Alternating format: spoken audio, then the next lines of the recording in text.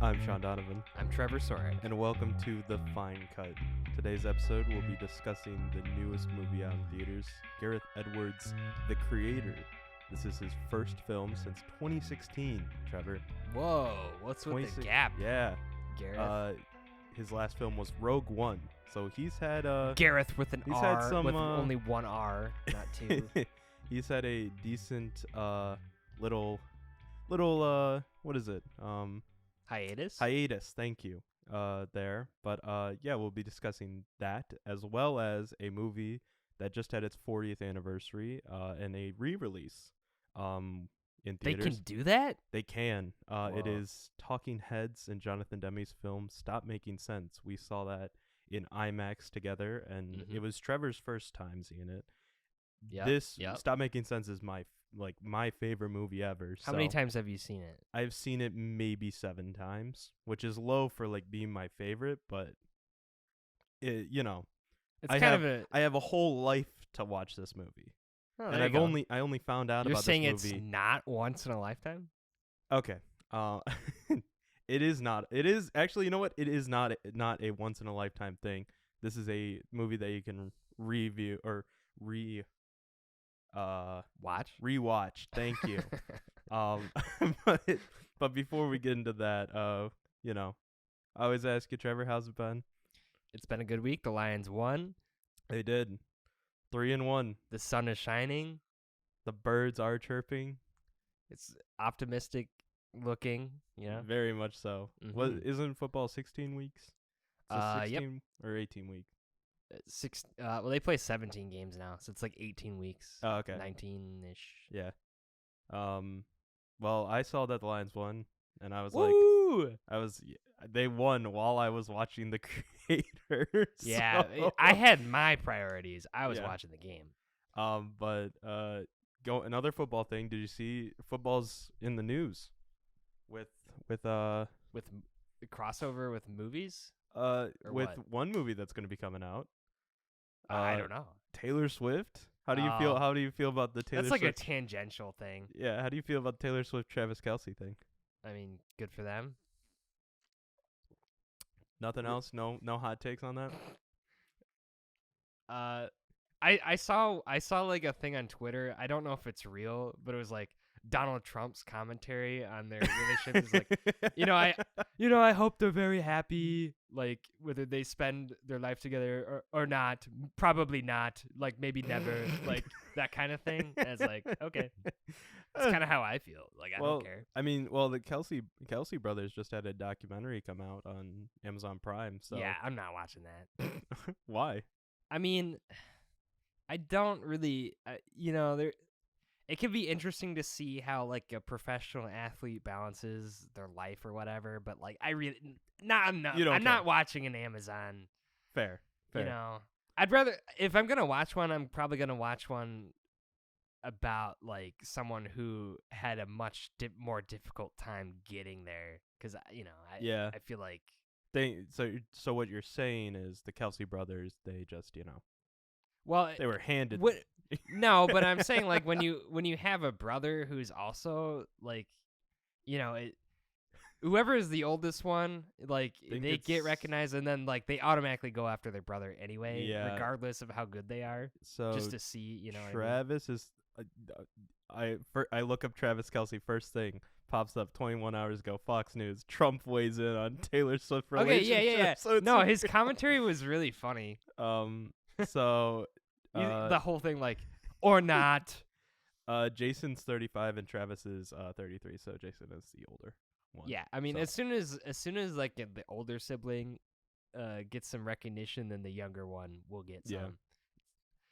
Like you don't think about it, but like even sports, there's a lot of nepotism. Very much Not so. saying that they're not warranted. I mean, one of the best athletes. baseball players of all time is Ken Griffey Jr. Yeah. Because his dad, Ken Griffey, is also one of the best baseball players of all time. So yeah, I mean, it makes sense that you'd be good at baseball when your dad is a professional baseball player. But anyways, this is a movie podcast, so we'll actually. Well, I mean, like if you're addressing the concert movie thing with Taylor Swift. Yeah, that's you know what? Yeah, that's true. Do you think that Though, actually, you bring up a good point. Do you think that this will lead to more ticket sales for the Taylor Swift movie because like more. yeah, I mean, okay, because so, like you know maybe there's some like football fans that are like, who's this Taylor Swift? Oh, she has a movie coming out. I'll go watch it. I think. Okay, there's more Swifties getting into football, but I don't think there's more football fans getting into Taylor Swift music. What if that was I don't think it's like... What if that was the thing, though? Like, the Swifties were like, football, but like all the football players were like, oh, this Taylor girl, I should check out All Too Well. I saw one post that was like, I can't wait to scoop up a $20 Kelsey jersey off of a Swiftie who doesn't want it anymore when they break up. You know what? That's actually not a bad idea. Because like football jerseys are like, they're if expensive. You get an authentic one, it's like $120 minimum usually. Did you not know that? No.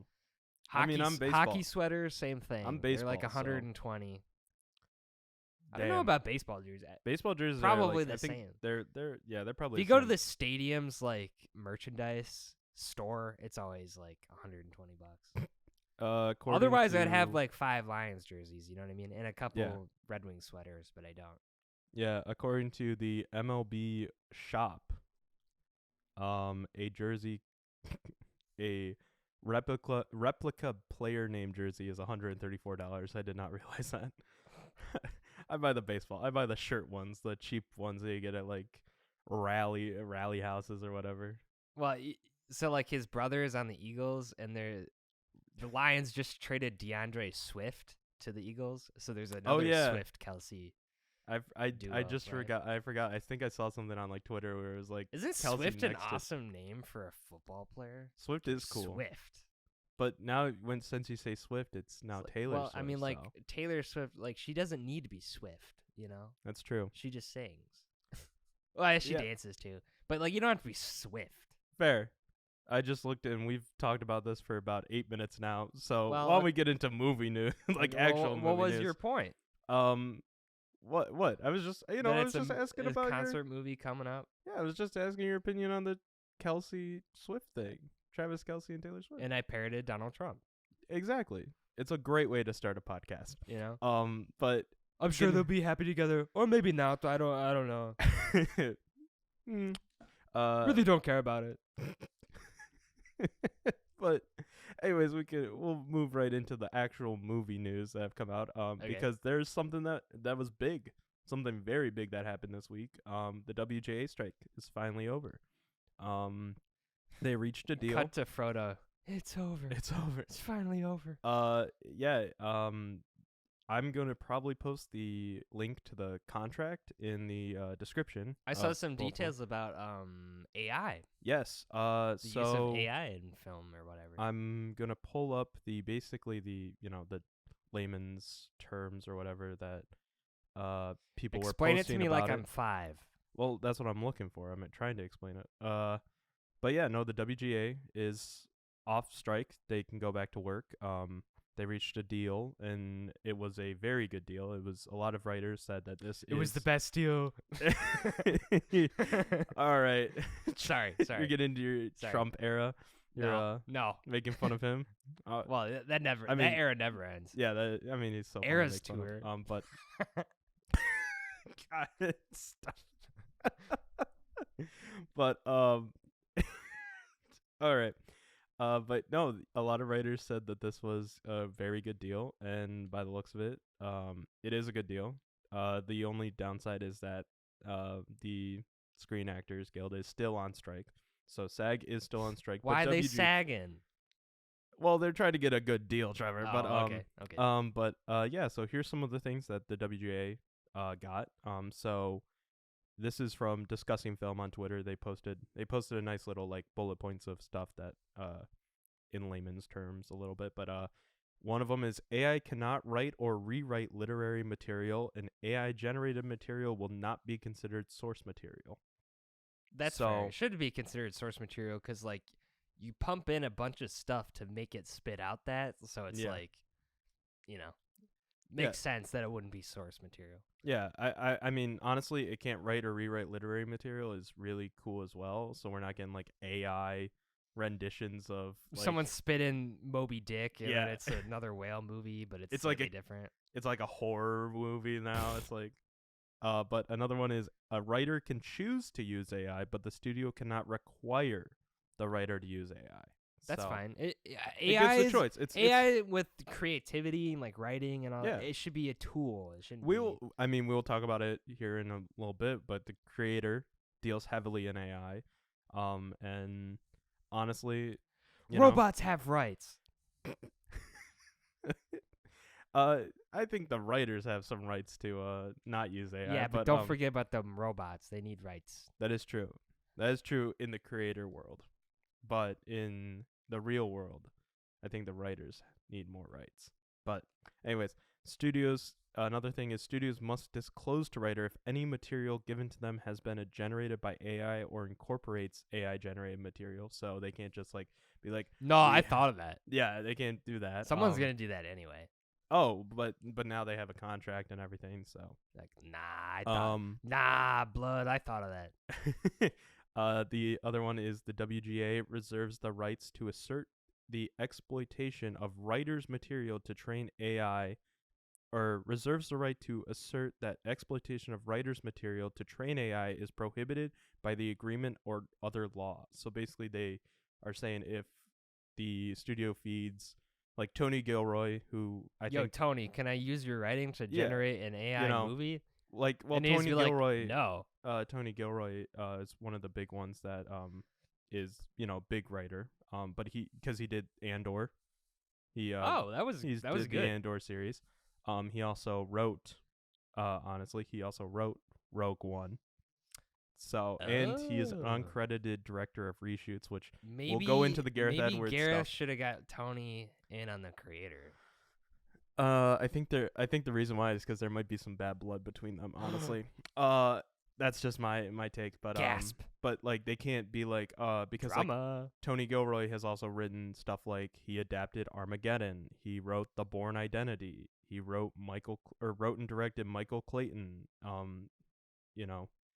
They can't just be like, hey, AI, here's all of Tony Gilroy's scripts. Make a Tony Gilroy movie.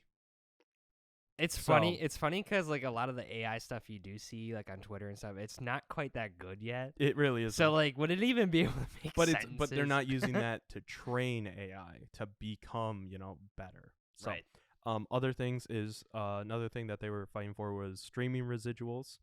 And here are some of the ones that they've agreed on. So one of them is studios provide the WGA detail with shows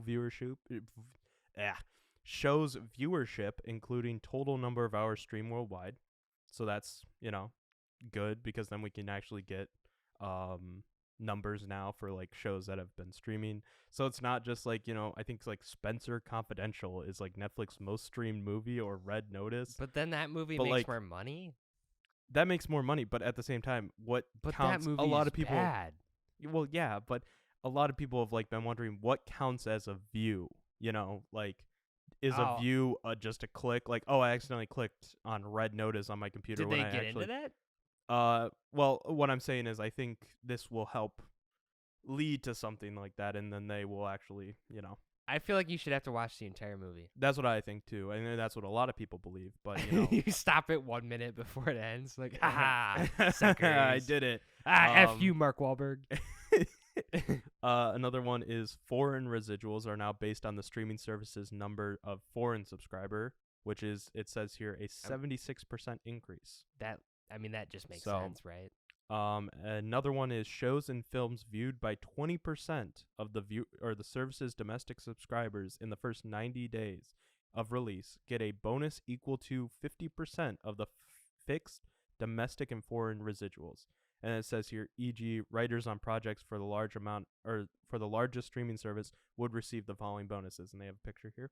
And so, say a half-hour episode, if 20% of the domestic subscribers watch that episode, the bonus would be about $9,000.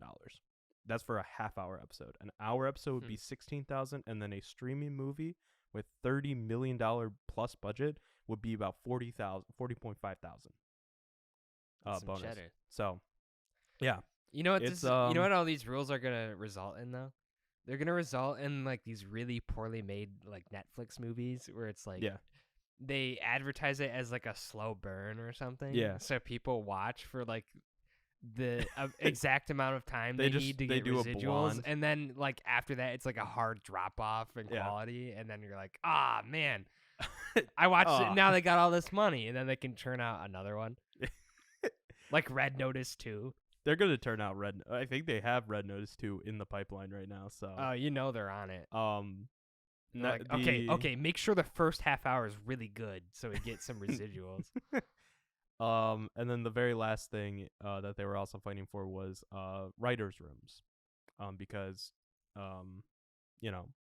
TV, like cable TV, is kind of going down.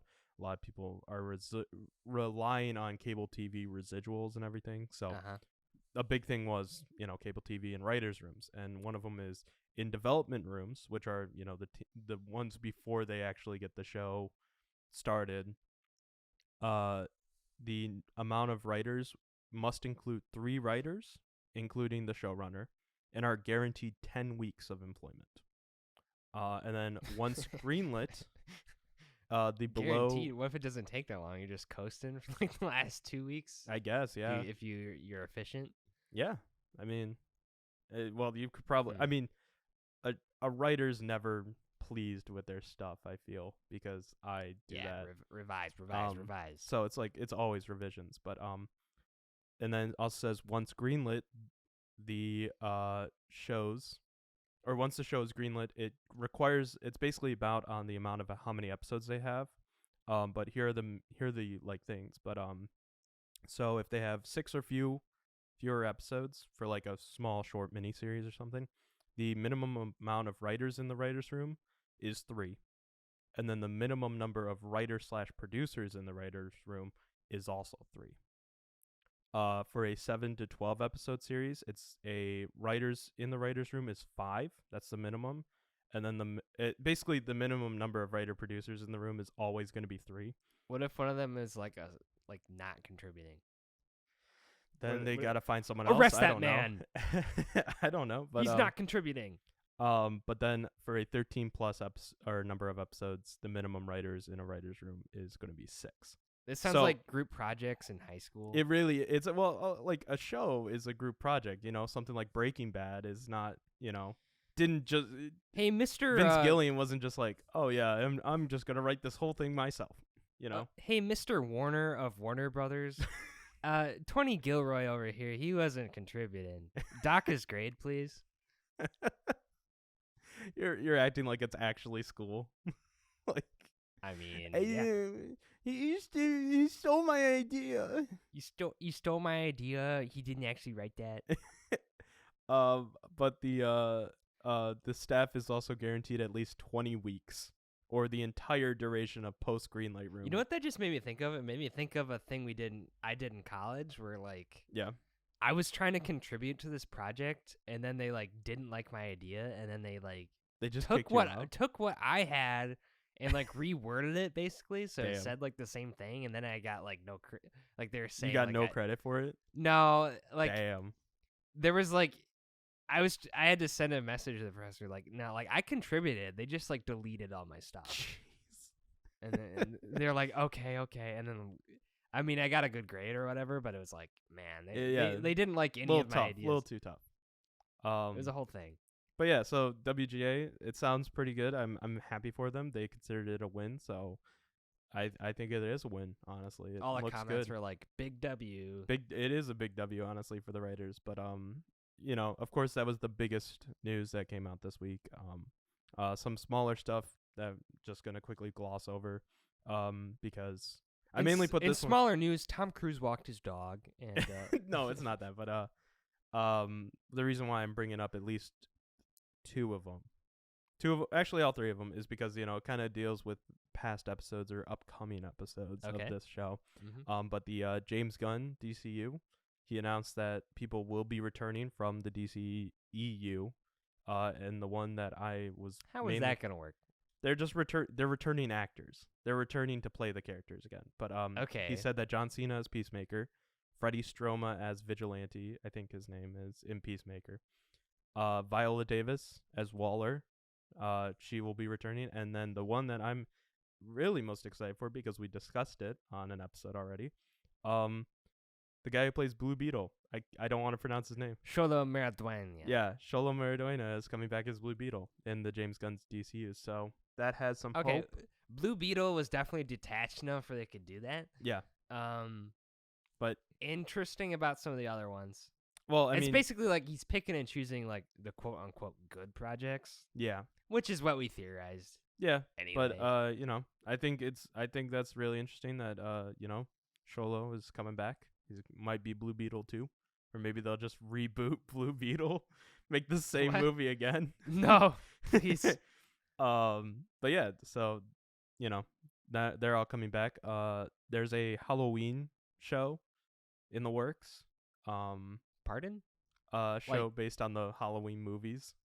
But like, why? I don't know why. But I will say, let that whole franchise die. Oh my god. Damn. Okay. Like they've done like 18 movies or something. It's ridiculous. I think they've done 15. Yeah, it's absolutely ridiculous. It's like this.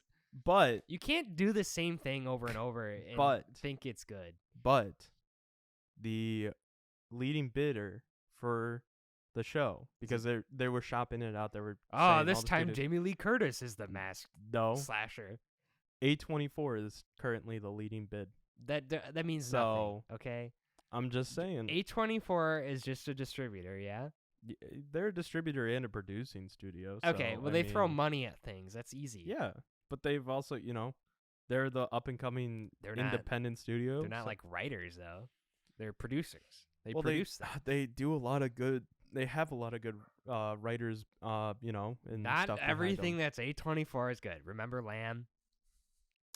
That was boring. I liked Lamb. It was a boring movie. The last thing is on Netflix. You can go watch them. Is the Wes Anderson short films?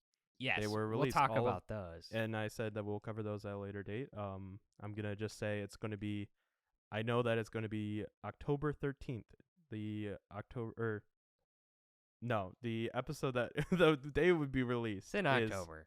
October 16th, because from October 13th to 15th I will be gone and out of town, but we'll record that, ahead of time, and it'll be on short films. Director short films, some short films you should go check out. Sean, whatever happened to that episode about streaming movies? That was bad one, so we didn't release it last week. So for the record, though, I watched The Stranger and The Wolf of Wall Street, which two very different movies. You can check out my reviews on my Letterboxd if you want. Here, you want to see what the whole episode would have been like? Hey, I recommend to watch Elemental on Disney Plus. That's about it. Well, I mean, there's a reason we didn't do that one, but yeah. So, anyways, just wanted to say what I watched the last week. Yeah. I watched Elemental. Elemental's pretty fun. It's not bad. But yeah. Yeah. That's pretty much all the movie news we have. Okay. Or I have found. So let's just jump right into the first film that will be. It's going to be a mini review, because you can't really do a lot of. Even though I could, you can't really do a lot of. You could talk about it for 7 hours. I can talk about this movie for 7 hours, but Stop Making Sense, the 1984 film, or 1984 Talking Heads concert film, was re-released in 4K in IMAX by those A24 people. Yep, by A24. This is their second actually re-release. Way to just take credit for something that already exists. I'm just kidding. But it is Jonathan Demme. Do you know what they did to it? They re-edited it? No, they remastered it. So basically they made the quality really, really better. Then they also did a new new audio mix. Wow. So, but yeah, this Stop Making Sense is the second time they've done this. The first one they did was Darren Aronofsky's Pi, which did pretty all right. So they were like, you know what, we're going to do more. So they decided to remaster Jonathan Demme's 1984 masterpiece. I mean, why not? Like a concert movie, something where like the sound is really important. Yeah. Why not? Why not dust it off? Exactly. Well, crisper. I mean, I've seen this movie so many times. I love it. I think it's one of the best movies of all time. It is the greatest concert film of all time. But it's an excellent showcase of like just pure human emotion. It really is. It really is. But we saw this back a few days ago in IMAX. This is my like I said, this is like my 7th time seeing it, but this was your first time, so I just what'd you think of it? What was I always love hearing people what their first thoughts are on movies that I love. So, what was your first impression? David Byrne in like 3/4 view looks like Cillian Murphy. The music was fantastic. You can't go wrong with Talking Heads. You can't. Talking Heads. So like, my exposure to Talking Heads, like I heard Once in a Lifetime. That's like my favorite song. But you know why I like it? It's a good song. I like how the lyrics are kind of like, he's like, where's my large automobile? Where's my beautiful wife or whatever? It's like, so it's like your life or whatever. And it's like, yeah, that's all kind of trivial stuff. Like you're like alive, man. You're part of the you're on the earth. That's what's so good about it. Their songs. The rocks and stones have been here for millions of years. Yeah. There's water flowing underground, and it's always been that way. Same as it ever was. Same as it ever was. And like you should just appreciate being here, which is great. Oh yeah, I mean that's what you're putting up the points why I think I love Talking Heads songs so much. Because that song is part of this album that they perform. Yes. So Stop Making Sense is the concert album, but Once in a Lifetime came out on. Oh, it's actually a different album. It's so the why they were doing the concert was to promote the album. God, don't take my Talking Heads membership away from me because I don't know. They're promoting the album Speaking in Tongues. Okay. So it's actually a different album? The album that Once in a Lifetime is on is Remain in Light, which came out 3 years prior to Speaking in Tongues. Okay, well, here's my theory about that. I think they threw that in there because it fits the same themes of the other songs. Well, yeah, because well, I know because they wrote it, but I'm just saying it's a different album, it's a different project. But like putting it together, I made the joke, "Where's the plot?" Because it's just a concert movie where they're performing. And I the whole responded, time. But the plot is the friends we made along the way. Well, I mean, yeah, but also like the songs have some, there's a theme going through all of them. There's things you can pick up on. It's like open for interpretation. You can get whatever you want out of it. And I think the whole thing is just like, it's like an experience, Oh yeah, I wrote, so one of my first papers in college for a film class was me explaining why Stop Making Sense is changed concert films. There's a through line through all of it, Oh yeah.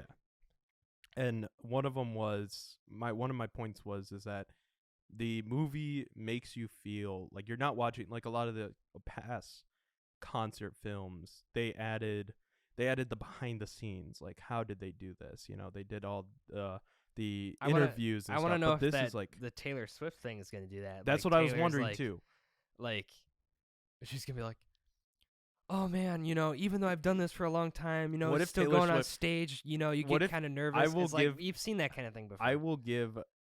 I will give Taylor Swift all my money if she opens, which is like chump change to her, but I will give her all my money if she opens this Eras Tour movie with just screaming fans and she walks out on stage, but it's all you see is just her feet walking out.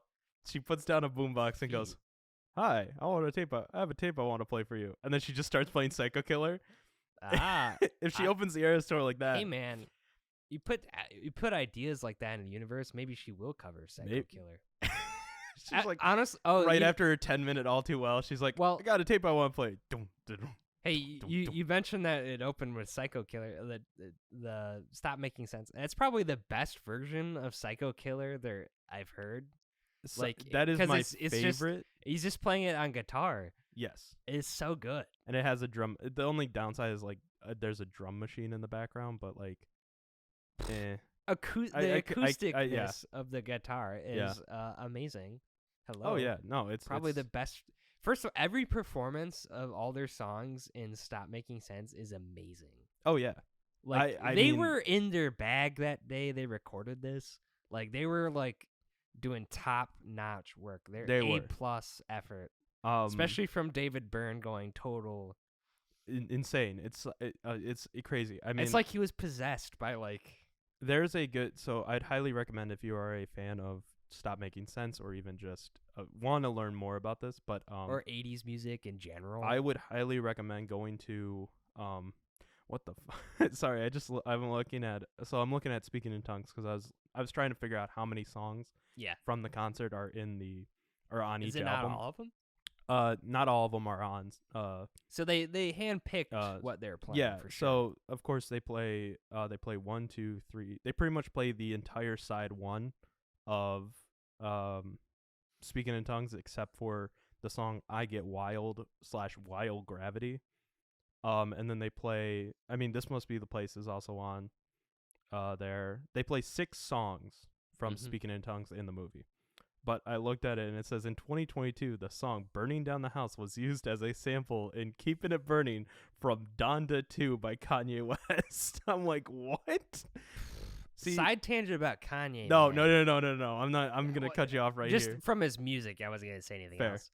With his music, anyway, a lot of his most famous tracks that he's put out are sampling something that's from something that was already famous or something that was like, well, yeah, gee, no wonder this song is good. You just sampled that. Yeah, but I'm just saying. Like, oh no, it's a fair point. Rappers who sample a lot, you have to know when. You can't give them as much credit because they're kind of just taking an Well, idea. I have to say this. You have to know when to sample. You sample lightly, and then when you do sample, put your own thing on it. Yeah. And of course Kanye does that, but you know what I'm saying? I feel like people give him too much credit for being a musical genius when he's just sampling from other songs, yeah. You know? No, that's a fair point, but anyways, Talking Heads, Stop Making Sense. But I would highly recommend, as I was going to say, was on A24, since they produced or they redistributed and did the remaster. They put out a not a book, but it's a magazine on their shop. Since I'm in AAA24, remember I got it for free. But it's called Dance Like Me, a Stop Making Sense companion zine. It's $6 on their website. This is not a zine. Zine. It's like ZIN. Magazine. Like a magazine. Oh. Yeah. But it's really interesting. It's really cool because they actually go into. They have an interview about the big suit that's used in the movie. Plus, they also show. What does that mean? About the big suit, about like why they used it, where. No, but like, now. What does the suit mean? I think it's just a funny gimmick. But it could. David Byrne's like, haha, that looks goofy. I can't. I don't know. I genuinely cannot. If I had the brain of David Byrne, I would be famous by now.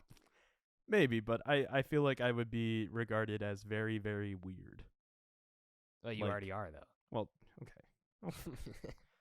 Just take taking me down a few notches, aren't you, Trevor? The part where they turn down the lights and he's playing with the lamp. Oh, it's so good. I don't know. There's something so special about that. It's such a good scene. I don't know why, but it's just like that's like it's like pure art or something. Yeah. Oh, definitely. It's not pure art, but it's very much like. I'd say it's pure art. It's like transcendent. It's using it. It's like going above and beyond. It's very much two different art forms coming to make something that is like just an experience, because you have the art form of the music plus the art form of the dancing plus the art form of the stage. If I could time travel and go back to like when they were filming that and be in the audience, that'd be pretty amazing. It'd be amazing. But honestly, yeah, go see Stop Making Sense. I loved, actually I wrote on my letterbox that compare that with Taylor Swift's Eras tour and you see how much better Stop Making Sense is most likely going to be. Very much. But this is what I wrote on my letterbox. And I said this. I started off with saying this might have been my best screening of the film, Yeah. I loved it. IMAX. It was crisp and clean for a 40-year-old movie. It's a very nice looking film. Yes. The sound, even though they remastered or they remixed the sound, still sounded incredible. But my favorite thing is that when we walked in, we walked into it. I think maybe like 5 minutes before. It started like 5 seconds before. We walked in as the movie started. Like much. the opening credits just ended. Like the title. Yeah, but the house lights were still on. Mm-hmm. And I was like, we sat there for like 3 or 4 songs until someone got up to leave. But I was like, your doppelganger in the Barbies. Yeah, I am. I was wearing the Knuff shirt. Yes. Got up and hey man, the lights are still on. Yeah. Well, the reason why I liked it is because it added to the atmosphere that the film is, and of course, go watch the film. But it starts with basically just a bare stage. They build the stage throughout the first 5 songs. Yep. And then almost the concert finally starts. Yes. But it's been started, or it's already been, going on. It's like a metaphor or something. Yeah, it definitely is. This entire episode could be us just talking about Stop Making Sense, and it's like ideas. But we should get to the creator here, but I personally, like I said, it was a great film. Go see it. I said it should be in the National Archives. It is in the National Archives. Well, there you go. That's all you need to know. You know when it went into the National Archives? 1984. It did not. No, it did not go right into the National Archives. Like, just put it right in there. They were like, someone just like. How about 2004? 20 years Nope. later? No.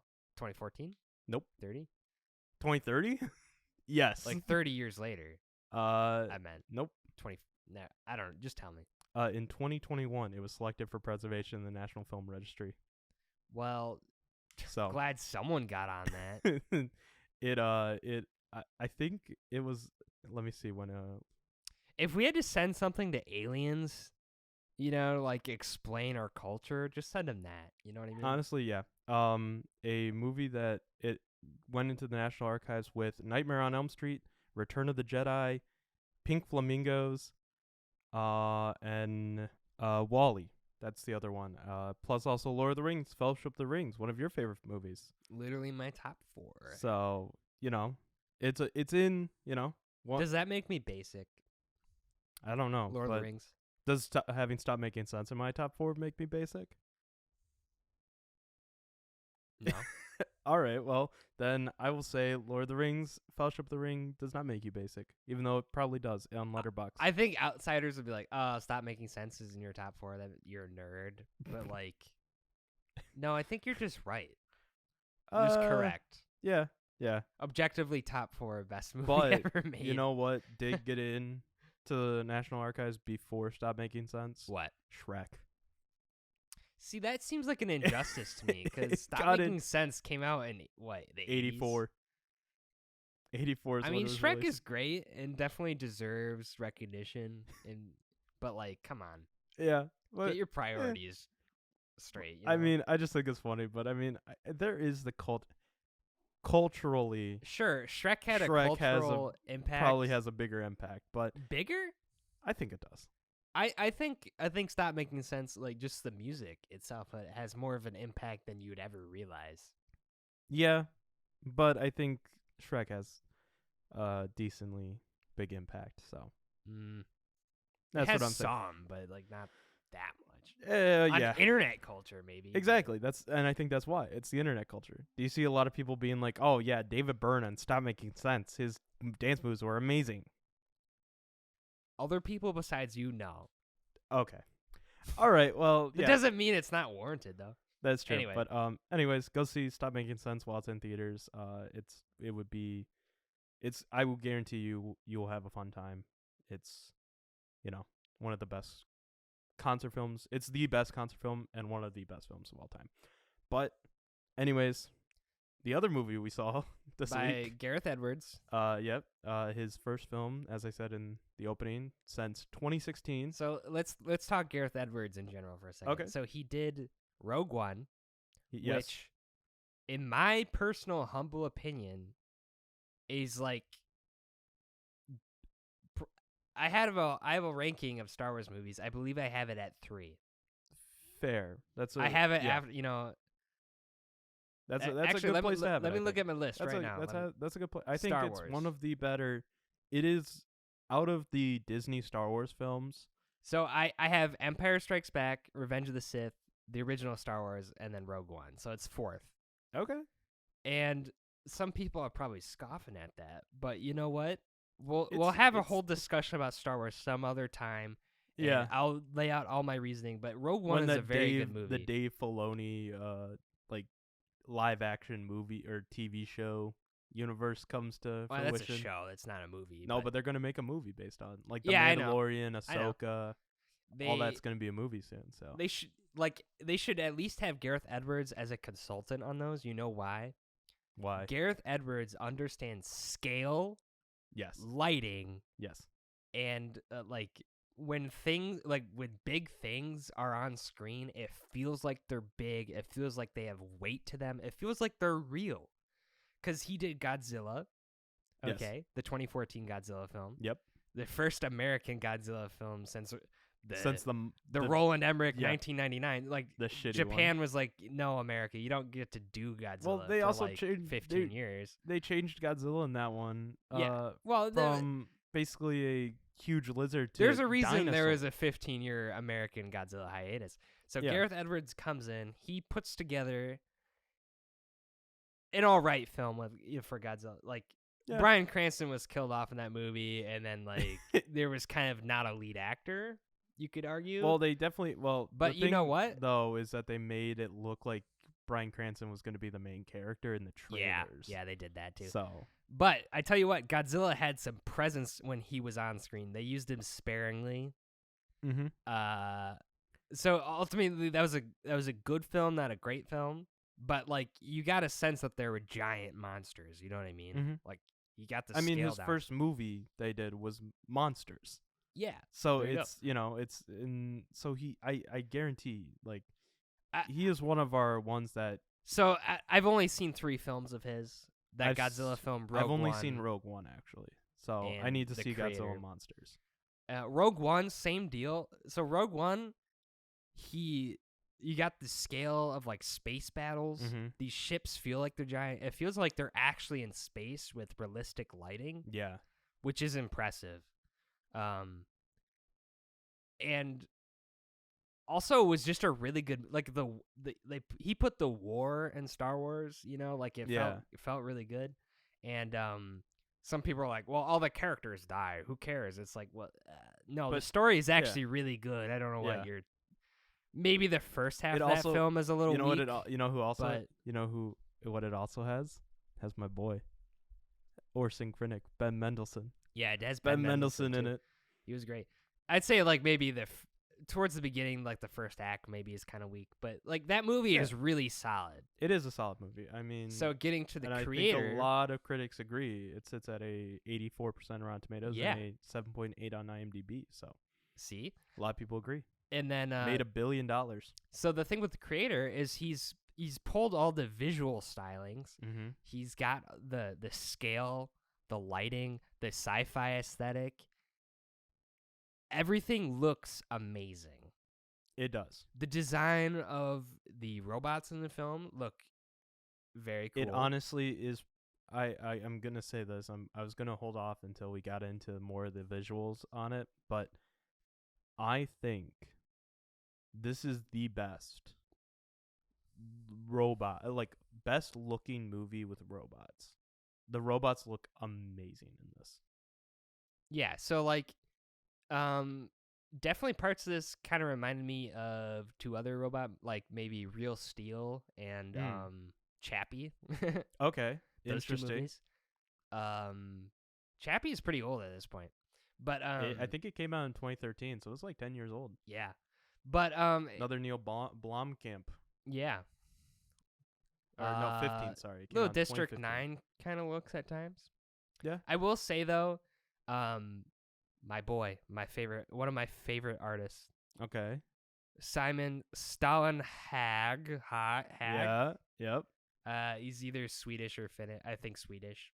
Yeah, his art style is so obviously the inspiration for some of the stuff. Yeah. There's no way you cannot tell me that his art wasn't at least a subconscious inspiration for some of the buildings in the background of this some movie of the designs and as the well. designs of the robots. Yeah. And we looked it up last time when we were talking about upcoming we talked films, we talked about this on I mistakenly called him Stalinberg. Sorry about that. It's Stalin Hag with the special character over the A in Swedish. I whatever don't remember what that is. I don't know how to say it, but point is that guy his art style is very distinct. And there's especially with the robots wearing clothes with some of them are wearing monk outfits kind of. Yeah. I was gonna when we get into the whole there's literally paintings that he made with robots wearing basically monk outfits. So it's how is this not how is this not he's not credited anywhere or he might be in the thanks, honestly. I mean we have to look into that because there's no way that his artwork was not an inspiration. Yeah. But Gareth Edwards made it look very real and made it look cool for sure. Very much. And I think what I was gonna say is we first mentioned this movie on our very first episode, which was our most anticipated movies. Yes, I'm a big fan of sci-fi, and so I was looking forward to this. Yes, you put this on your list, and you were like, I think this is going to be one of the best sci-fi movies this year. I did say that. And I want to start off, I want to start it before, okay, the movie or the conversation on the movie quickly and say, do you think this is the best sci-fi movie that we've seen so far? What other sci-fi movies came out this year? All right, so They Clone Tyrone. Yeah. Technically, it says here Asteroid City is a sci-fi movie. Kinda. Guardians of the Galaxy 3?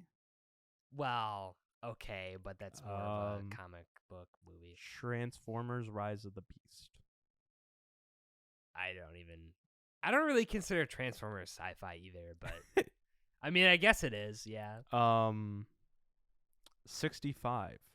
65 was terrible. I don't think you've seen Infinity Pool.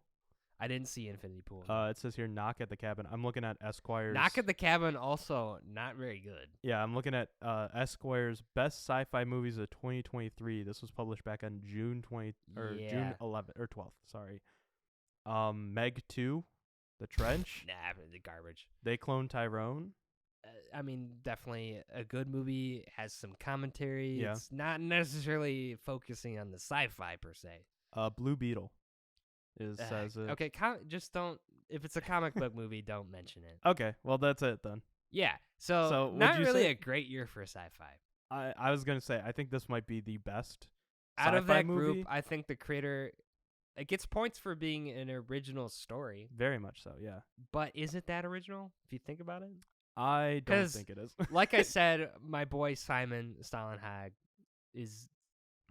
Art style is clearly the inspiration. It's taking a lot. I think getting into the visuals on this movie. Yeah. The visuals, as I said, this is the best looking movie I think I've seen.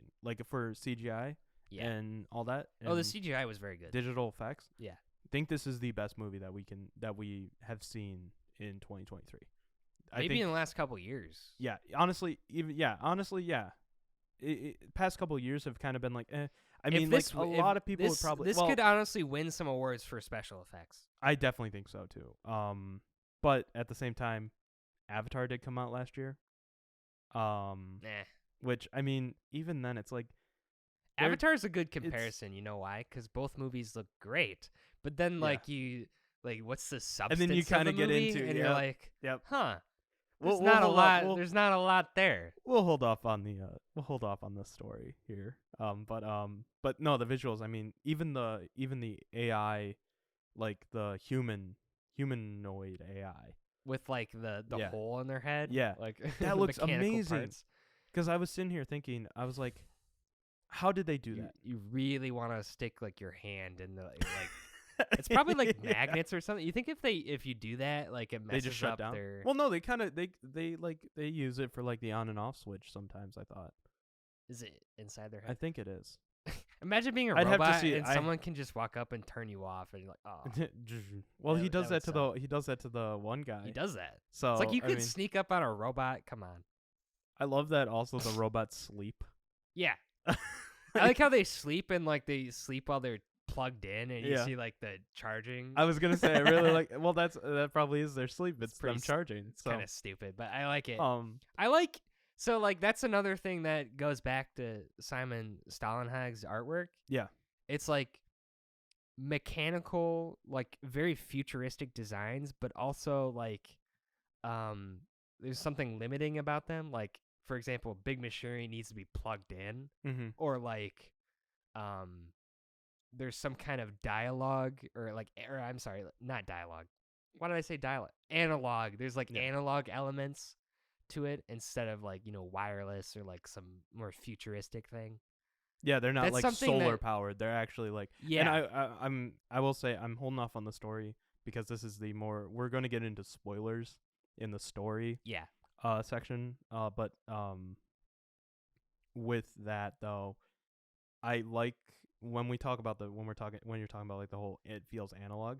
I really like the way they kind of make it that it is analog more than it is like sci-fi movies. Solar power. Sci-fi movies, man.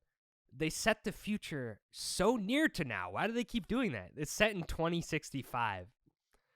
Just make it 2165. You know what I mean? Like movies always do. I'm gonna get in. Blade Runner. I'm gonna get into it when we get into the story. I will have my say on this. It's 2023. We're past the future of Blade Runner and Terminator at this point. Well, they only go like 30 years in the future. Hey, why? if we don't fix the climate crisis, but we ain't living till 2065. You're right about that. But set it farther in the future. I mean, in 2065, according to the future and the creator, we'll have fully artificial like robot like AI beings that some can pass for human. We have flying air bases that can rain death from anywhere. I mean, okay, that's not that far-fetched, but like the design of like floating spaceship, stationary isn't a satellite, you know what I mean? And then also you have I don't know, I lost my train of thought. But point is it's like 2065. Oh, I like how the boat that they're on later in the movie is floating above the water. Yeah. It's like, what purpose does that serve? A hovercraft over the water? It's just like, it's the only thing that makes it different from a boat is that it's not touching the water. Exactly. What's the point? I don't know. I think looks cool. It does look cool, but also the visuals. I mean, I think the visuals can also go into the cinematography. I thought the cinematography was very good. That's the other thing. It's 2065, but we fully transitioned to laser beam guns. It's like no bullets exist anymore. It's like laser beams. Yeah. I mean, but it's also you gotta also remember it's sci-fi, bud. I know. I love sci-fi. So it's like I love sci-fi. You have to have that little the weird inconsistencies therein. But I mean, going quickly back to the not CGI, the cinematography. I think the cinematography in this, and like you said, Gareth Edwards is kind of like a really mastermind of this, is making those grand scales. So this is set in pretty much this. I would say this is set in multiple locations, but the two main ones are, I think it's New Asia is what they call it. Yeah. So basically, it's like Southeast Asia. Yeah. And then they have LA. Sure. And Future LA. And I think the best completely unrecognizable.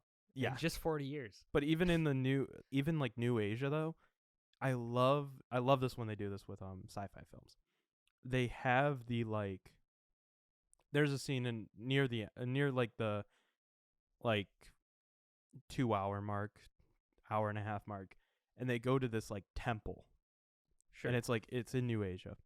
And it's like got this really it's got the monk, like you said, it has the monk aesthetic, like ornate ancient stuff mixed very with ancient future stuff. It's the very ancient kind of closed off from the world architecture, but it adds in like it within the architecture. It has that It's got those feel, Neo Tokyo vibes. Neo Tokyo vibes, exactly. That is used in anime a lot, which, yes, like I said in my review here, the creator could have been like an amazing anime series. It could have been an easy 8-part, like really, really could have been good. a really cool anime. Yeah. And I mean, this is not really a In spoiler. fact, I feel like it draws a lot from anime. Oh, well, easily. Actually, I was looking, I'm on the the Wikipedia page. So this was officially announced in 2020. Yeah. February of 2020, so Oof. yikes. But Gareth Edwards cited 2, 3, 4, 5, 6, 7, Akira? 8 movies. Is Akira one of them? Yes, Akira is one of them. Then there's also Baraka, which is a documentary film. Blade Runner, which I think it's very District heavily. 9? District 9 is not on here. Apocalypse Now, though.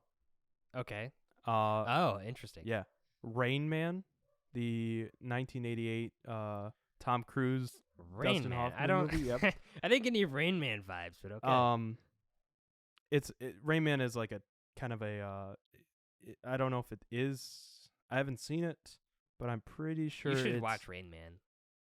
Isn't it a like travel movie? It's a Tom Cruise movie, yeah. But like he travels across the country, I thought. Right? I didn't get the creator had some traveling, sure, but it wasn't like. Well, it's someone protecting another person, isn't it? Yeah. Also, I keep bringing it up because it's what I keep thinking about. Mm-hmm. This Simon Stollenhag guy, the artist, he had an entire series of paintings called The Electric State, which was about traveling across country, and then you got like this. It's definitely some commentary about consumerism and capitalism type of stuff, but with bunch of falling apart mechanical things, but like traveling cross country. So if you bring up like, oh, I have something to tell you then. What's that? The Electric State. Yeah. It's a graphic novel. Yeah, it's a graphic novel by Simon Stollenhag. But it is being made into a movie. Oh, I actually knew about that. Oh, I didn't know if you knew. Do you know who's in it and who is the directors? No. It's being released by Netflix next year. Okay. It's scheduled for. And it's being directed by the Russo brothers. I don't know how I feel about that, but okay. It's going to star Millie Bobby Brown. Okay. Chris Pratt. Ki-hee Kwan. Okay. Stanley Tucci, Jason Alexander, Woody Norman, and Martin Keleba. It's great that his art style is getting some notoriety. Yeah, and the voices will be by Brian Cox, Jenny Slate, Giancarlo Esposito, Anthony Mackie, and Billy Bob Thornton. So okay, a lot of famous people. Yeah, in that. Good. I mean, and it's being written by Marcus and McFeely, who did the You can just go ahead and throw that number 1 on my into your 24 list. Yeah. All right. Yeah, it's gonna be written by Marcus and McFeely, who did the Avengers movies, the Captain America movie. Yeah. So the travel in that the Electric State, I think that was across like North America. Okay. So the creator kind of does that a little bit. Yeah. New Asia. Yeah, I mean, and like I said, I think that's why. Robot Companion as well. The parallels are all there. Yeah. I'm not crazy. You're not. No, you're definitely not. But the other 2 movies that or the other 3 movies, sorry, that I was gonna say Edgar Wright. It's not. It's Gareth Edwards. Edwards cited was E.T. Okay. The movie The Hit, and Paper Moon, which I did not realize, and that is one of my top 4, honestly, on Letterboxd. So I was like, when I saw that, I was like I'm like, I can see it now. I can see Paper Moon basically is a con man meets his 9-year-old daughter Okay. that I see. That basically he meets his 9-year-old daughter, who he didn't know he had. When her mom dies, and then they go on a trip throughout like southern states. Well, I see that. Yeah, so just the trip, the older probably get into the plot now. Older father figure with a younger girl. Yeah. Traveling. I can see it, and I'm actually really happy that there is. But the visuals on this is amazing. I think this is where, like you said, we'll get into spoiler territory because we're going to talk about the story now. All right, things I didn't like. Okay, the movie opens up with news segments, fake news segments. I loved that. I don't like that. The reason why I like it's lazy exposition. No, I don't think it's lazy exposition. It's pretty lazy. I don't think it is. I think it is. Okay. I'm going to explain why I don't think it's lazy exposition. Why? The reason why is because it starts off with these newsreels, and they look like they're from the 60s. I don't get that either. It's supposed to be the future, and there's Hold on. Give me a second. Okay, Hold on. I will explain why I think it makes a lot of sense. And this kind of goes into your... I was holding it off because you kept saying, stop making movies in 2065. I like this thing because it makes it look like, okay, so they've been evolving like AI technology and robotic technology since the 60s. So in like 2002, they would have been a lot more advanced than what we were. Okay, so it's a different timeline. Yes. Okay, whatever. So the 2065, it's almost been like 100 years of somewhat artificial intelligence. Why not just keep around. the same as like it's 2165? Because I think then you would put into your mind that this is where we are, and I think this is another thing that Gareth Edwards does. I mean, with even Rogue One is a good example where Rogue One's supposed to be. This was guarded as like a Star Wars kind of feeling movie. They don't go to space. They go to space. Upper atmosphere. Okay. But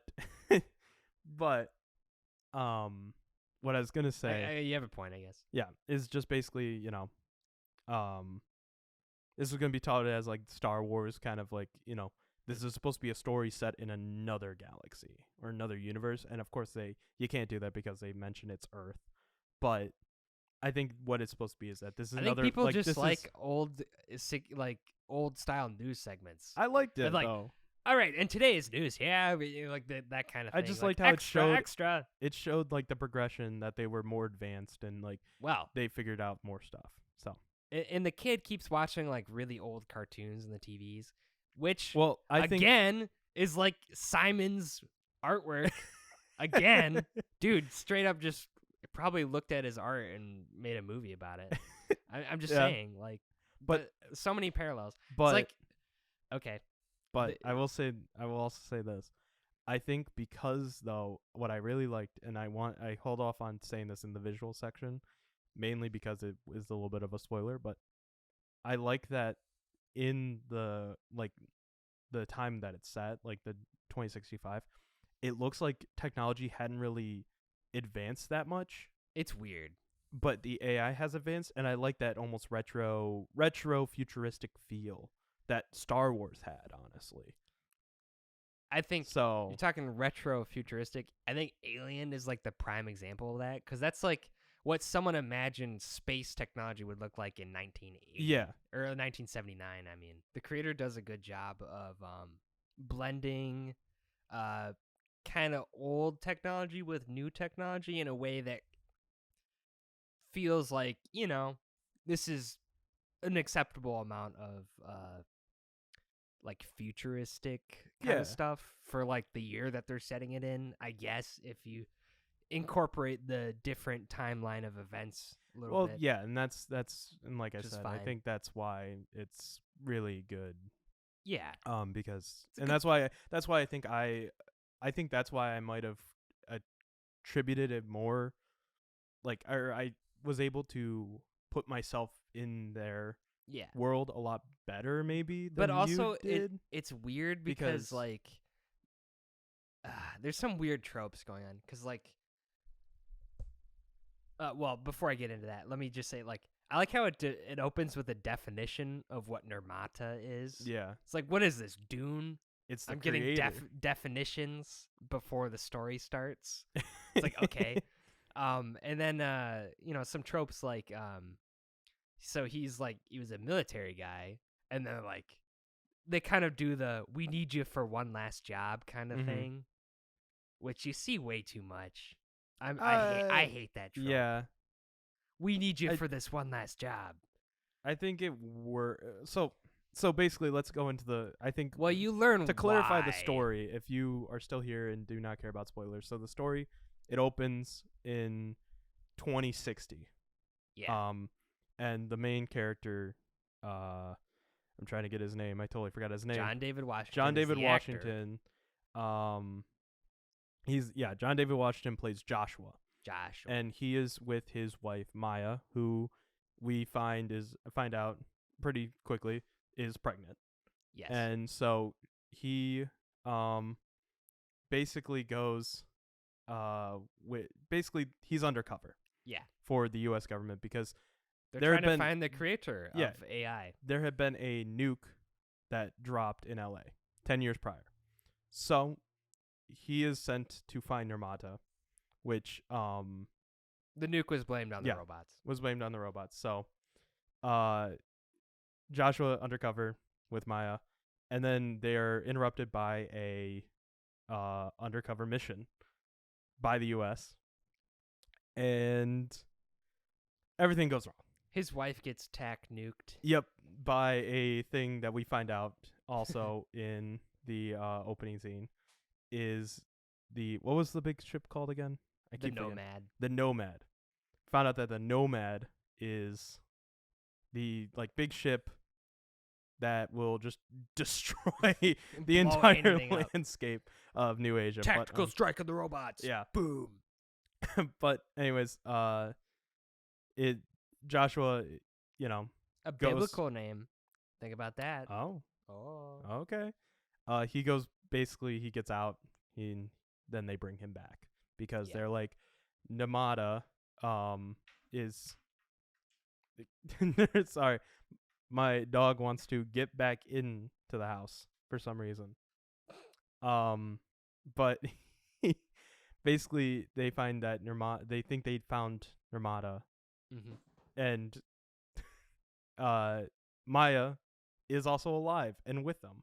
So whoa, crazy. What? That's why he gets brought in. I think it's actually a pretty smart way to bring Joshua back in. Did they said, like, do you remember? Like, did he lose his memories? I'm confused about that.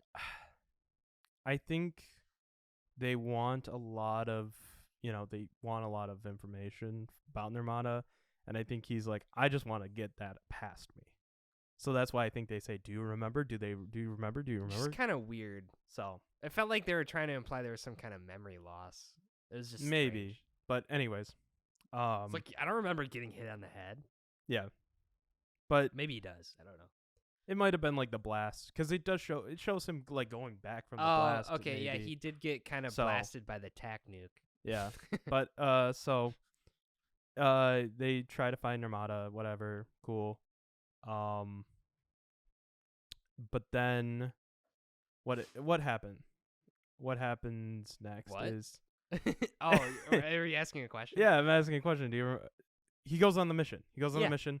They find they find the robot's new weapon, which is just a mechanical robot child that can control. I'll be honest, when I saw the trailer for the creator, and I saw like they open up this vault and then there's just a kid inside, my first immediate thought, you know what it was? What?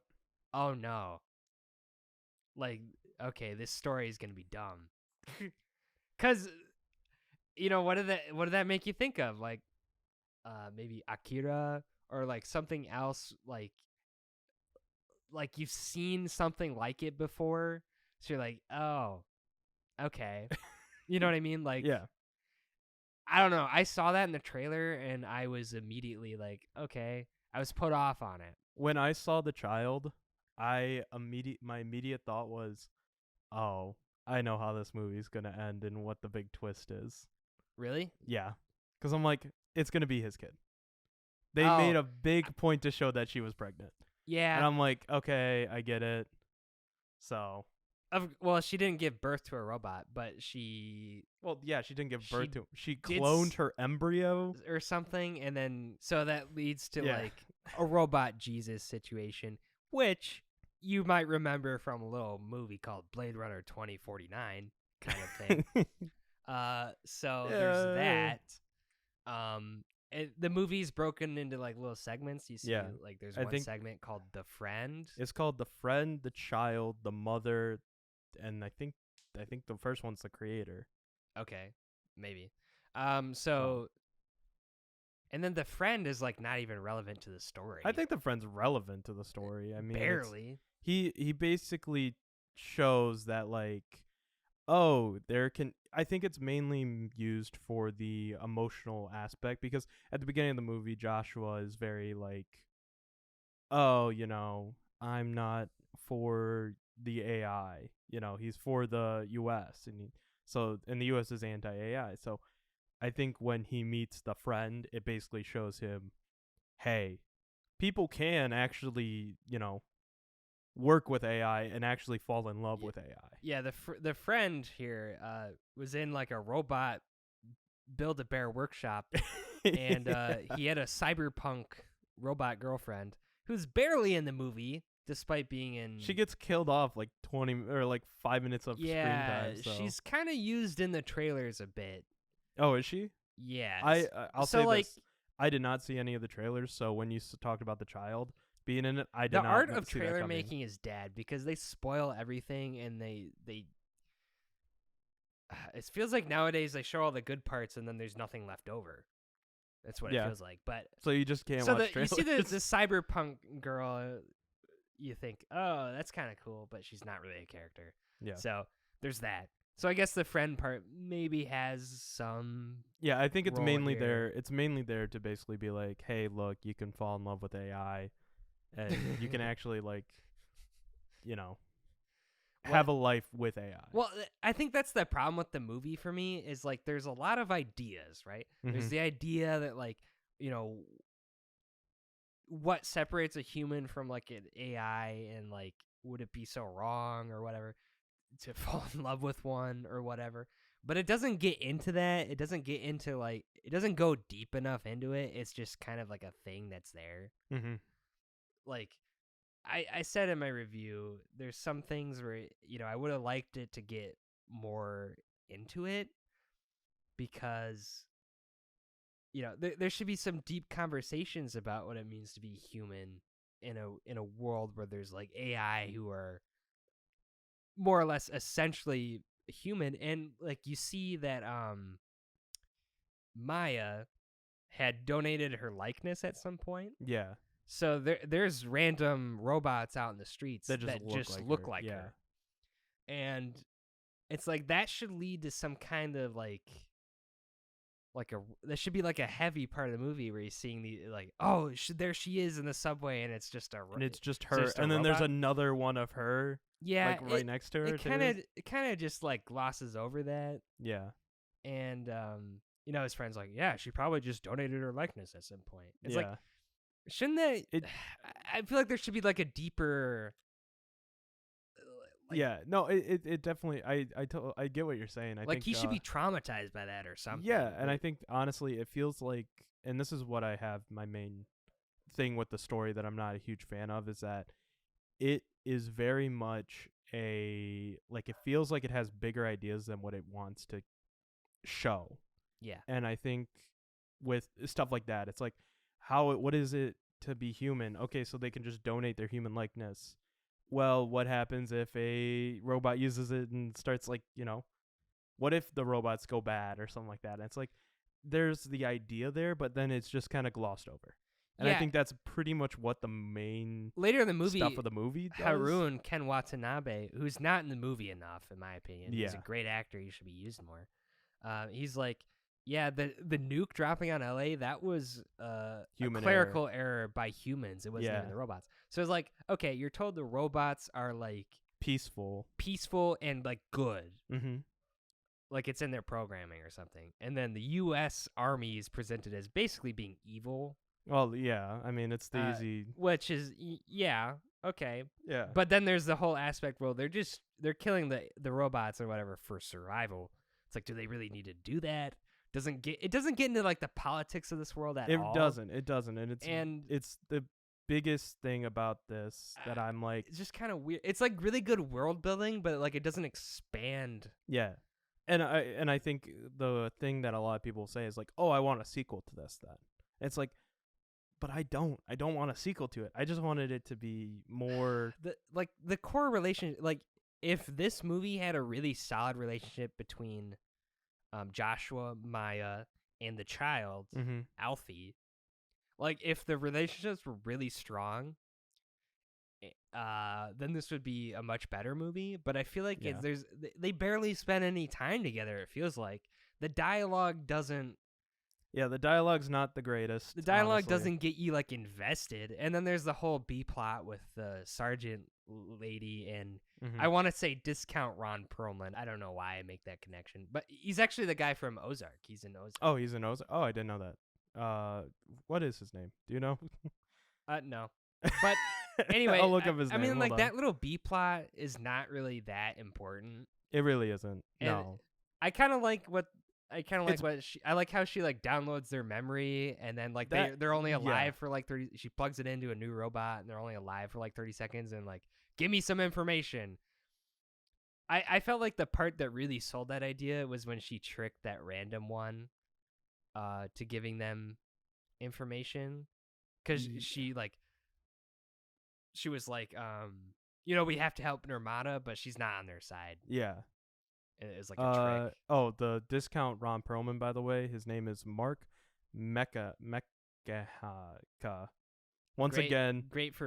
Great pronunciation. Yeah, once again, my horrible pronunciation of movies. So, but so yeah. like even then, there's like a little idea of like a film noir in there too, like following the protagonists, like these people who are like trying to keep on their trail, like pick up the clues, even though it's a lot easier when you can just download someone's memory for a second and then have them speak to you. Yeah.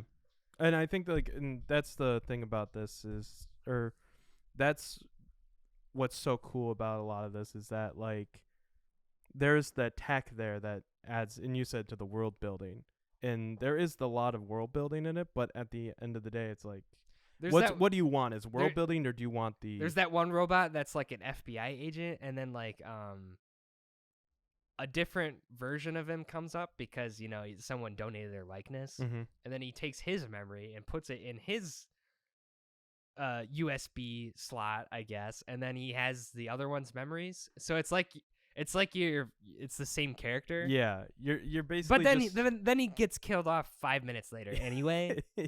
It's like, okay. But interesting. Yeah, actually, you bring up a good point about the acting. The acting to me was not super strong in this movie, honestly. I feel like John David Washington was selling it as best he could. He was selling it the best he could. Honestly, Madeline Yuna Voles, who played Alfie, it's her first film, did fine. She honestly one of the better kid actors. Maybe I'm a hater. I'm not a huge Gemma Chan. I was gonna say fan. Gemma Chan I like Gemma Chan. She's pretty good. Gemma or Gemma? It's Gemma. It's Gemma Chan. Gemma Chan, I thought she was underused a lot in this. Yeah, she's not in it a lot.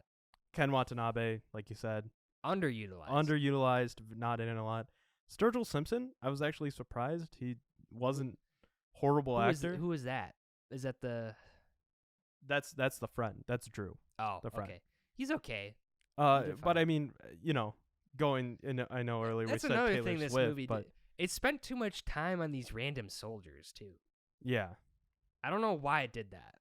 Well, I mean, it's probably like, what do you mean, the random soldiers of like during the first mission when they're infiltrating that base? There's just scenes of these random soldiers who you don't know what their name is. They're just part of the mission. It might be to show. It might be another thing of like, oh, this is what actual human interaction is, kind of thing. See, the humans, they suck. Like, they're bad guys. But as I was saying, like, sort of like, when musicians be like transfer to acting, it doesn't work well. And Sturgill Simpson actually was pretty good in this, in my opinion. I didn't know who he was. He didn't like, completely suck. Oh, he was fine. I'm just saying, like, the random soldiers that get like speaking lines, like I feel like they didn't need to. Yeah, but then there's Allison Janney, who plays. I feel like Allison Janney's miscast in this. The sergeant lady? The sergeant lady, yeah. I think they just saw, like, I, Tanya, and was like, she could play a really mean person. She's okay. I kind of like how at first she's kind of nice, but then when it's clear that Joshua's kind of a traitor now, she's not so nice anymore. Kind of like that. Yeah, but I actually liked her character for some reason. Her character was good. I just think, like, you needed someone else than Allison Janney. It kind of took me out a little bit because I don't know what else she's done. So I mean, she was in I, Tanya. She's an Academy Award winning actress. She was fine. I mean, definitely, like, yeah, she's good. But I mean, also this also might be my like this might be my early 2020 brain. Because during the pandemic, I moved to my basement and I had a TV for the first time in my room. And I would just fall asleep to like Nick at Night, and I'd wake up to Mom being played, which she was one of the main characters in it. So it's like weird to see like this bias. Or something. It definitely is, but it's definitely weird to be like, oh, the mom from Mom, is this like super like hard ass general in the U.S. military, So, but then Ralph Ineson as the general, which he was fine. I think the main thing for a is, movie with the titles of like the child, the mother, whatever. It's like I feel like that's like some that's like some high concept type of thing, and then like the movie is like I'm not even invested in the relationships these characters have. Like I was just detached the whole movie. Yeah. It didn't suck me in. It really didn't. Yeah. Unfortunately. Cuz it looks great. It does. It's like I said, it's odd to say. I think I told you this, but I saw another movie the same day, and I saw Dumb Money. I saw Dumb Money the same day, and it's weird to say, but they're both sitting kind of at a 7 for me out of 10. I feel like okay, I'm going to call out this movie for something kind of stupid. Okay. That one part that used a Radiohead song. Like, why? Where was it? Okay, I was wondering, where's the Radiohead song? Which one? So they get it, like he's getting in the helicopter to go to the base where the child is. Yes. And there's in that song that plays as a Radiohead song? It's a Radiohead song. Okay, sound-wise, it kind of fits. Yeah, I was going to, okay, but, you say this, and I'm actually... But, they use everything in its right place. Mm-hmm. And, like, I put it as a joke in my review. I'm like, they didn't even use Paranoid Android? What are they doing?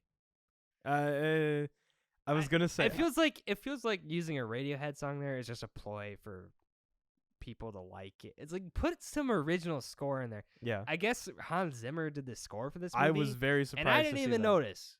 I didn't know it was him, but I did notice the score in sections. So I didn't notice the score at all. And you know what?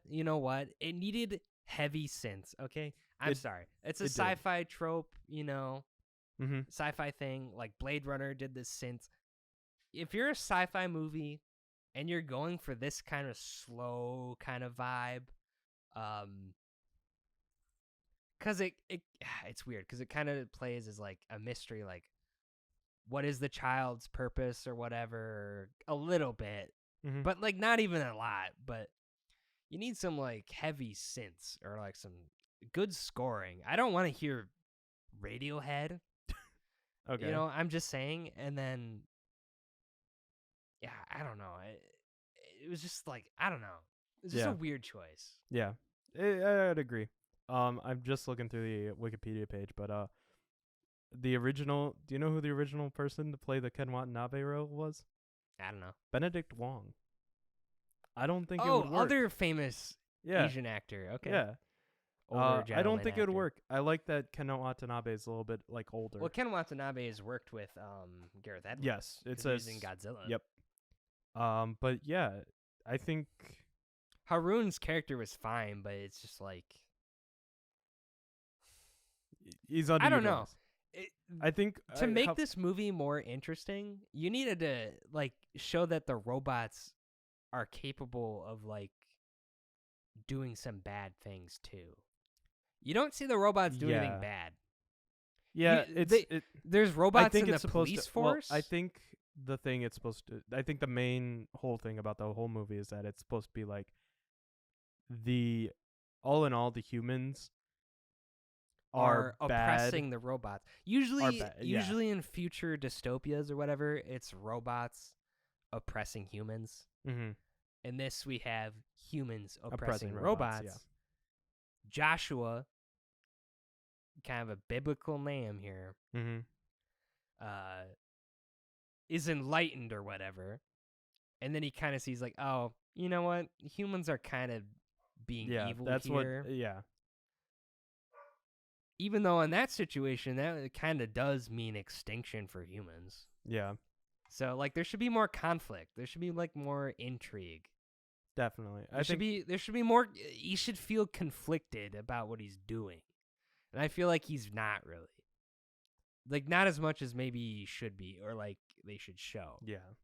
No, it's definitely the changing. It's this movie, like I said, it's visually one of the best movies probably of 2023, but it's very convoluted and very not great in the story. It should be more complex. It should be. And I think honestly you hit the nail right on the head, honestly, with this should have been a like 8-part HBO sci-fi miniseries that they put a lot of money into. Yeah. So, but at the end, whoops, sorry about that. But at the end of the day, I mean, your dog is like trying to sabotage this. He is.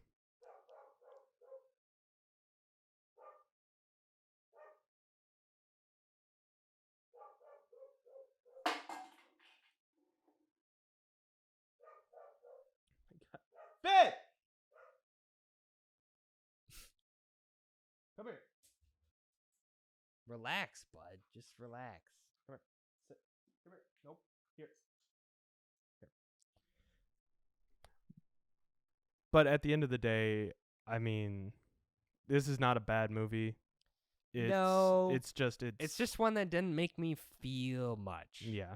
But I wanted to feel something. I go to the movies that feel something. Call me crazy. Yeah. But anyways, would you recommend going to see The Creator? I would recommend it solely because the styling is very cool. Sci-fi, it's a somewhat original. Well, you know, the more I think about it, the less original it feels. Yeah, I don't know. It's a mosh. It's a mosh of a bunch of different stuff. So, but it's still. I'd recommend all the inspirations for this. Go watch all the movies Gareth Edwards said to watch, and then watch inspiration, but not his own movie. Well, you can watch The Creator after all those and see like, oh, okay. It's like, oh, why isn't The Creator better then? Yeah, fair. That's my first impressions. Maybe I'll revisit this at some point and think it's better, but I don't know. Yeah. Well, I do have one last question that I'm wondering. Sure. Do you think this movie will be remembered? No. Okay. That's what I kind of was like, it definitely, it doesn't, it's not a strong enough message or like impact. Okay, as I was walking out of the theater, there were some teenage boys behind me, and like walking out, they're like, oh, why would you like side with the robots? It's like, they're not even real. They're not even humans or whatever. And it's like, I don't know. I kind of have to agree. They're robots. Like, and then like one point the robot has like a little C-3PO moment where he's telling a story to these kids. Yeah. And he's like, and our two species will live in harmony and like peace. Is like, but robots are not a species. They're robots. Yeah. A lot of time is spent humanizing robots, I guess, to the point where like one robot is like smoking a joint. It is. Oh yeah, it and, is like, smoke. It's like, oh crap, there's something infiltrating the base, and like knocks over some beer cans. Yeah. And it's just like weird. Okay, if you're gonna like humanize, I don't know. It's just I don't weird. know. Yeah. You get like to thread the needle of like humanizing artificial intelligence, like robots and stuff, having like a morally complex story, like infusing it with like Jesus Messiah elements on top of everything else, and then you're gonna have real high concept title cards like the Mother. I'm expecting something really good. Yeah, you're expecting like, something better. I'm expecting like the next Dune or the next Star Wars. Yeah. So like, no, it's fair. It's very fair. You know, it's a very fair statement. I still think it's still fun to go see it. But I'm really just excited for that electric state that's coming out that we figured out is being made into a movie. But yeah, go see The Creator if you're into the huge visuals. I think if you're a fan of sci-fi, go ahead and watch it. If you're not really a sci-fi person, you can probably skip it. Yeah. But yeah, so next week, what do you think what are we covering? Are we going to talk about dumb money? We can talk about dumb money, but I also think cuz go watch our other show or listen to our other show, Relax and Rewind, cuz next week Relax and Rewind is doing The Exorcist. And The Exorcist Believer's coming out. Yeah, so like I think we should cover The Exorcist Believer throwback Exorcist and new Exorcist. Yeah. We could do we'll probably do Exorcist Believer next week. That's a terrible title, by the way. It is not I a saw good it on the poster. It's not a good title. Where's it? Like, it doesn't have a semicolon. Yeah. It's just Exorcist Believer. I believe in exorcists. Oh well. I don't know. Then. Interesting title. Yeah. But yeah, we'll cover that next week. It should have been called The New Exorcist. The next Exorcist or something like that. Yeah, we'll cover that next week, as well as we could probably cover Dumb Money as well. A weird double feature to cover, but I mean, The Creator and Stop Making Sense is a weird double feature to cover as well. So maybe it's better that way, so we don't beat a dead horse talking about the same thing over and over. Yeah. So like split it in like two. Yeah. Maybe. So yeah, we'll do that next week, and then like I said, well, really, the only reason we would do that is because I didn't watch Dumb Money this weekend yet. Yeah, but it's fine. It got us a chance to talk about Stop Making Sense for about 40 minutes there. So, or 20 minutes. But yeah, you can follow me on Letterboxd at _filmworker_. Trevzilla on Letterboxd for me. All right, and you can follow this show on Spotify at The Fine Cut. And you can also listen to it on YouTube at After the Credits YouTube channel, where we host this podcast and the Relax and Rewind. Yes, and you can find Relax and Rewind also there, as well as on its own Spotify feed, just Relax and Rewind.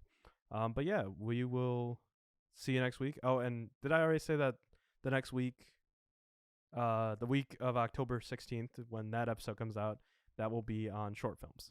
The very famous directing short films. So the short films that are being released on Netflix. Yes. So yeah, look forward to all that, and thank you to our guest, Finn the dog. Finn the dog, trying to totally sabotage the recording here. Yeah, but he probably heard him rustling around. He's a good boy. He is a good boy. Yep, that is my dog. But yeah. Oh, he's right on cue. He's out. He's out of here. But but thank you guys so much for listening, and we'll see you next week for Exorcist Believer and Dumb Money.